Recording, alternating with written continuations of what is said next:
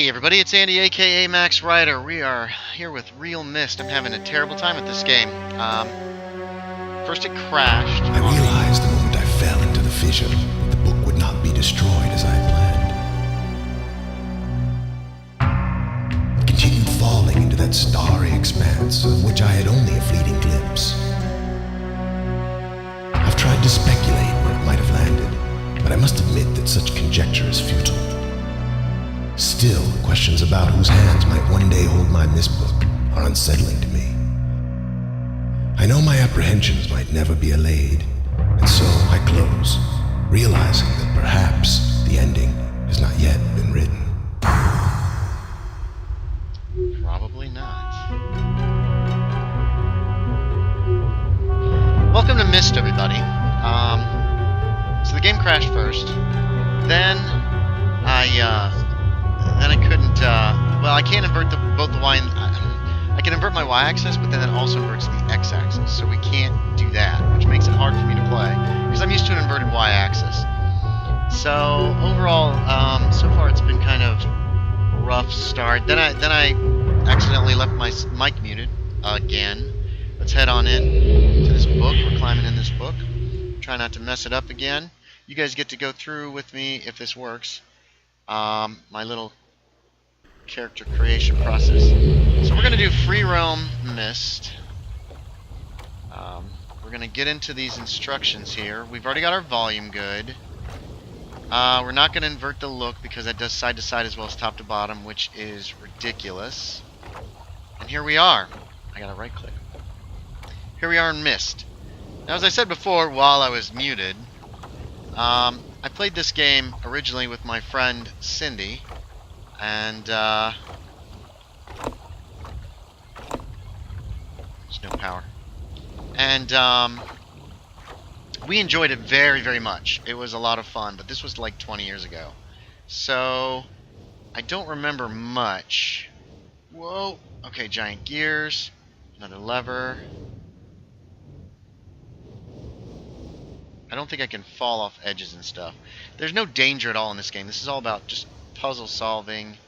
Oh, you're going to watch me struggle with movement quite a bit. Because without the inverted mouse, then I'm wanting to push forward in order to look down. And so, let's see. I'm basically doing the things that I did the first episode last time. This is a chair. Oh, screw you. Oh, these controls are awful. Boop. And as I said before, I know that is for something, but I can't recall exactly what.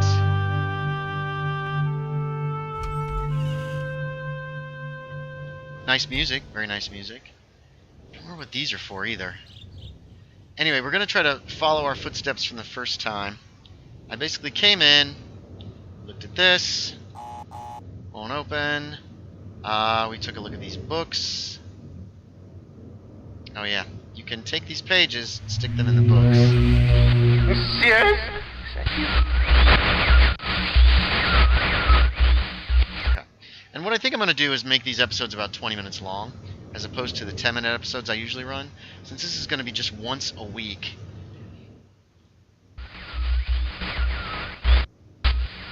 It's so weird that it's a book, but that it has, like,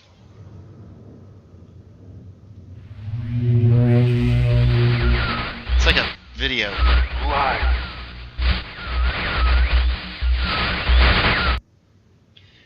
I had out when Myst came out. It'll be in the description below. Whoa! We also figured this out. Opens up this guy. I can't seem to get in here. Okay. What I need to do is just not even touch the mouse if I don't have to. Oh, that spins me right around. Okay, we couldn't get out this way, so... Oh my god! Okay. Yeah, so creators of Myst, if you're watching this, which I'm pretty certain you're not, what is wrong with you? You need to put up... Oh, I found a patch online for for just inverting the y-axis, but it's gone. So don't know, maybe it was never any good to begin with. And then we're going to start looking at some of these books. Channel wood. No, that's just burnt. Somebody's burnt a lot of these books. So we're going to see how far we can get today. We've still got 15 minutes. I've called this age Channel wood, and it's a very different world, though it's exactly how I imagined it. It's still amazing to see it with my own eyes. Water covers this age as far as I can see, except for a small rocky island. Is that here? Elsewhere, there's only trees which grow directly out of the water. A myriad of thin wooden passageways. No, that's a different world. Passageways are built just above the water and disappear into the forest. I assume they were built some time ago, for they appear aged. I'm eager to discover more about this land and its people, but I've arrived here late and must rest. I was awakened this morning by strange noises coming from a pathway adjacent to the one which I had slept. I saw a group of monkey-like people heading in my direction. They had not seen me yet. I did not feel threatened by their presence. Their response to me was one that I would have never expected. After staring at me for a short time, they fell to their knees and began what appeared to be some sort of ceremonial worship. I tried to speak to them, but they did not understand my language. Instead, they indicated through enthusiastic hand motions that I was to follow them. As we walked, I began to notice that the waters below us were changing colors. Slowly, subtly, they would change from deep blue to muddy orange, then from muddy orange to beautiful clear. I was so intrigued by the water, I hardly noticed that we had arrived at a ladder. Climbing the ladder led us to their village, which is about 10 meters above the water. It can only be reached by rope ladders that stretch from the lower paths to the village level, approximately halfway up the grand trees. It's very interesting watching these people carry out their daily tasks. Even after watching them for hours, I did not understand exactly what they were doing. At sunset, they motioned for me to follow them. I followed the creatures to the doorway of an enormous hut. Strangely, once inside, I found that the hut appeared even larger than it had from outside. The walls were garnished with bright metals, and in the center of the hut sat the leader of these people. At least he appeared to be their leader, for he sat a meter off the floor in a thick throne. Guards surrounded the strong creature, who was dressed in many exotic, colorful fabrics. Next to the leader sat a very old human. At least to some extent he appeared human. His hair, which was only on his face and head, was completely gray, almost white, and hung very long over his frail body. His thin head hung limply by almost grotesque neck that could not hold its head up to look at me. God, this is not well written. But what a surprise! These creatures could speak my language. Shortly thereafter, I was given a bed with some hand motions that looked to be telling me to go to sleep. I look forward to learning more, as I suspected the ancient creature is human. But he's old beyond his own reckoning and seems almost insane. However, the tree dwellers almost revere him as a god. They are treating me now in the same fashion, which makes me a little uncomfortable. It's almost impossible to understand this old man. His voice is feeble but wild. He has adopted much of the language of the tree dwellers. He himself told me he had not spoken his own tongue in ages. He attempted to explain to me the history of this place. The following is the best translation of what he has told me. Many years ago, the humans and tree dwellers lived together in this place, which was then a vast island. They interacted very little. The humans dwelt on the ground, and the tree dwellers lived above the humans. Occasionally, the island was disturbed by mysterious rumblings, which... Oh, that's the... Yeah, page. Which happened randomly. Some sort of tectonic or volcanic action, I suspect. The sometimes slight, sometimes heavy tremors would only last a short time, and then they would stop, allowing everything to return to normal. One day, things changed. The rumbling began and grew quickly to unprecedented levels. Soon it became apparent that the entire island was sinking slowly into the ocean around them. Many of the humans died that day, but not before sacrificing themselves in order to stop the sinking of the island. The humans who lived through this catastrophe moved into the trees, where they gradually died out, maybe because they were unequipped for such an environment, but I'm not sure. This is the story the old man communicated with me, although many details are very unclear in my mind. I'm especially confused as to how the humans saved the island from completely sinking. In fact, I doubt the accuracy of that part of the story. The island must have stopped on its own, yet the old man believes the truth of the story as if he had been there, and the tree dwellers worship him, and apparently all humans, as if they were heroes or gods. The old man ended our conversation today with an event which I will never forget. He began gripping my hands tightly, murmuring something about rest and asleep. Then he said, "We had expected you to come sooner." These actions filled me with a sort of immediate dread. With much effort, he stood to his feet. I tried to help him, but he pushed me away with more force than I imagined his frail body contained. The tree dwellers quietly surrounded him with very solemn faces. They then kneeled before him. He walked to each and placed his hand on their heads. All the while, he murmured words which I did not understand. Finally, he turned to me and smiled. Then he closed his eyes and walked out of the door and off the narrow path high into the trees. The tree dwellers... Wait, what? And off the narrow path high in the trees. The tree dwellers were silent. Oh, he just jumped. The tree dwellers were silent. They began a procession down the nearest rope ladder, and as I descended, I saw several of them pick up the body. He'd fallen into a lower level of the walkway and carried away. He was laying down at the dead end of a short pier-like structure with the use of some potion. One of the tree creatures lit the pier on fire, and as I watched as the flame engulfed him. As the strange funeral proceeded, the waters around the pier changed to dull green. This morning I woke to find it hard to even believe the previous evening's events. The water is a dull green for as far as I can see now. For some reason the water no longer shifts color. As I wander through the pathways, the creatures watch me, curious to see what I will do next. They're constantly offering me strange objects of affection. I even found food outside the doorway to the room in which I had slept. This is a unique race of beings. I hope to learn their language soon so that I may learn more from them. Jesus, a lot of reading. I've lived on this world for 3 months off and on, and the tree dwellers have shown great hospitality, off and on. I'm even beginning to learn bits of their language. I know they go to different worlds through books. I've decided to return home for an extended stay with my loving wife and sons, hopefully return with them. However, I'm sure Catherine will once again refuse. I think this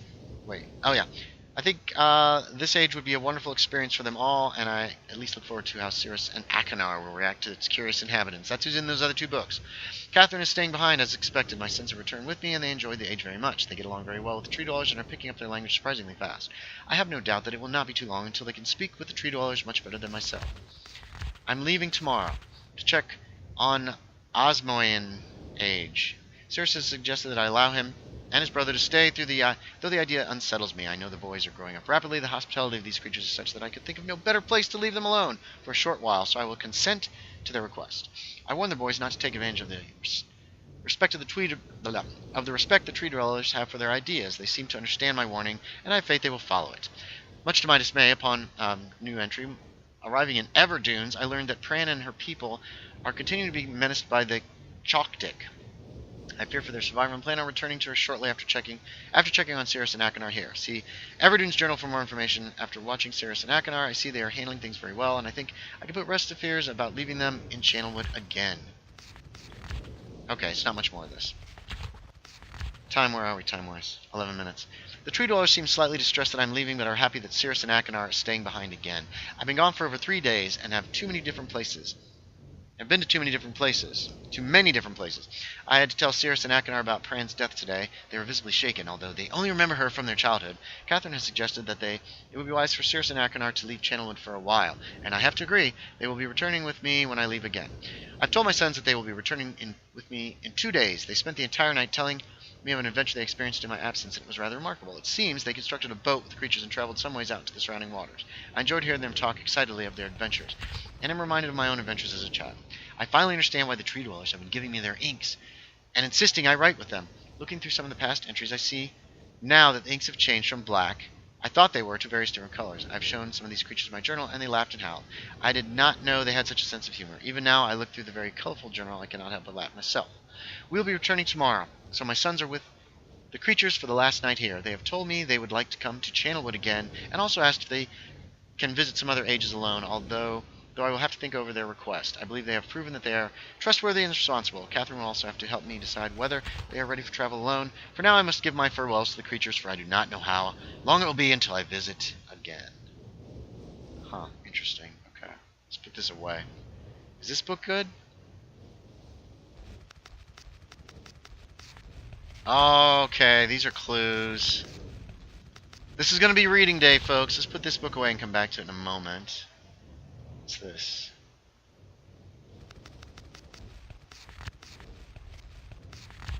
Oof. Okay, another one. I think that's it. Are there any other books? Yes. No. What's this? Rhyme. Oh. Okay, we have to read all these guys. I think these are all clues to various things. Doggone it. This is going to be a terrible first episode. Okay, so, whoops. Yeah, so why don't we save real quick. Save it. And we're going to walk around Myst some first. I want to see what we got to see.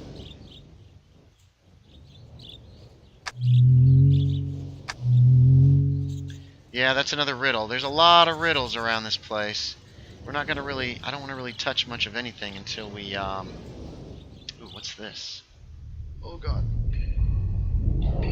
See, since there's no combat or anything in this game, I guess my derpiness with...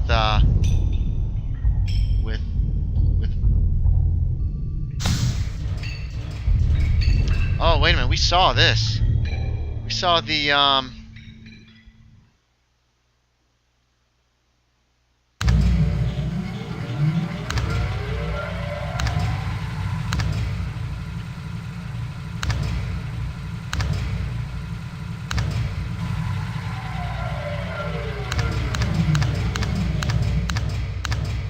Alright, 10, 20, 30. Uh-oh, I broke it! Oh, that's bad. That's so bad. Darn it, I shouldn't have messed with this before I knew what I was doing. Whoa. Did it restart? No. Okay, well, we'll turn this off and come back to it then, I guess. Doggone it. Oh, wait a minute. Power. Power to ship. We want 88. Switch generators. 1, 2, 3, 4. Yeah, but I broke it. I broke the damn thing.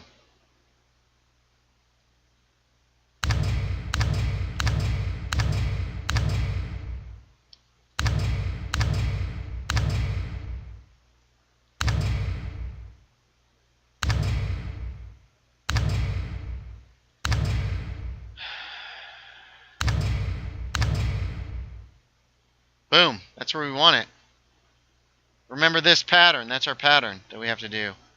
88. I think 88 needs to be...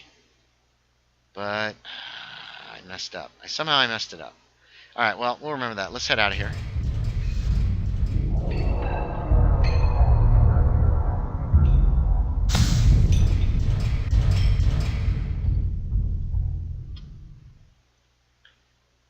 Yeah. Okay. Well, we'll figure it out. We'll figure it out. We'll figure it out.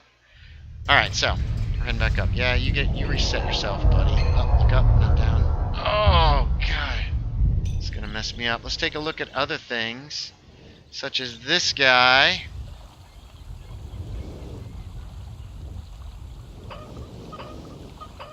Ah, okay. So there's a... Alright, we'll have to find our clues for that as well. It's all going to be in those books, friends. 17 minutes. Can I open this door? Oh, yeah. What do we have here?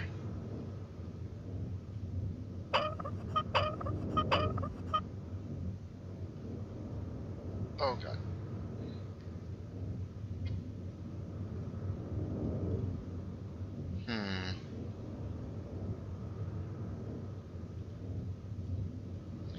Don't know what I'm doing. Oh, there's a code button thing here. Alright, we've got to find... we've actually got to go look at more books and stuff. This is a pretty game. I wish the controls weren't so derpy.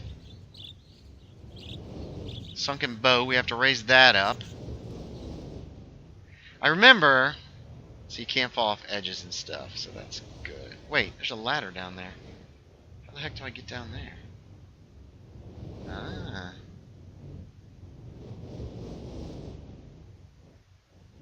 Why would this ladder be here?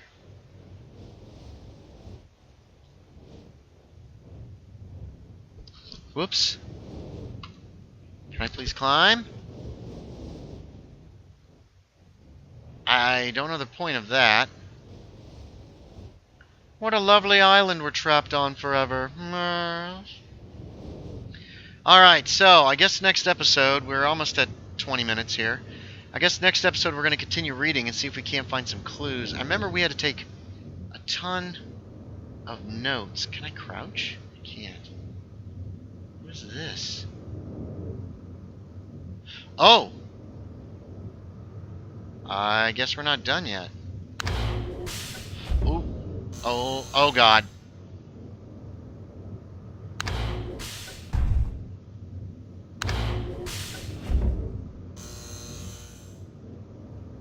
Huh, okay. Well, that's all I can do. So, it must be some kind of, uh-oh, I can't get out of here. There we go. So there must be some kind of thing, and such stuff and such. So, yeah. Guess that's going to do it for now. So thanks for watching, everybody. I do appreciate it. Myst is not a very exciting game. Where's the spaceship? Oh, yeah, let's go check the spaceship out before we go. Why would you invert the x-axis? That's just stupid. So we got to get power to this guy so we can get it open. And I screwed that up already.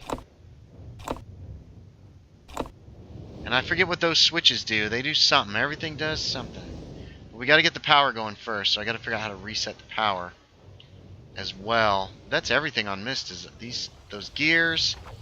this sunken boat, this door down here on the dock. And, wait, what is this?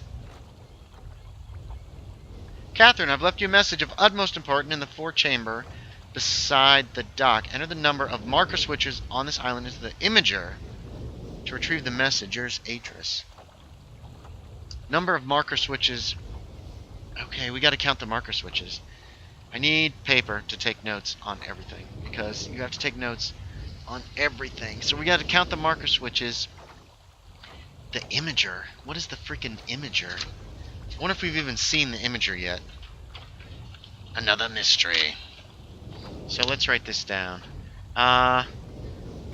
Number of marker switches into imager to open the what?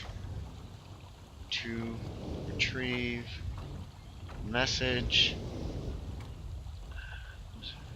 in our forechamber?